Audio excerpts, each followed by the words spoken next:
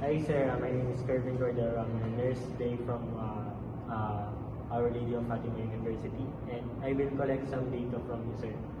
And mag-ask po ko ng question. Ano po yung height and weight niyo po? My height is 5'8" and my weight is 74 kilograms.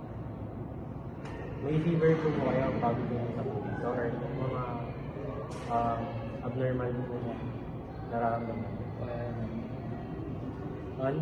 May masakit po ba sa iyo? Sir? Wala. Ay yung mga allergy, about the allergies po, like yung mga pagkain, yung mga allergies po kayo. Wala. O yung present health concern niyo po kayo. Wala. And sa past, I will ask you po sa past history po ng health. Sa weight changes po. Last month, weight ko last month 69. Then, ngayon, 74. Nagka-fever po ba kayo dati? Di ba? Abnormal pulse po. Wala. How about the breathing problem? Wala. Like such as wala po. Wala. Ano po yung usual blood pressure niyo?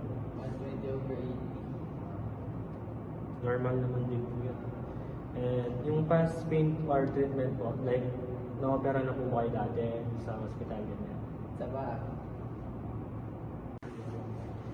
Sa family niyo po sir, like yung mga hypertension, meron po bang case doon sa family niyo po? Wala. About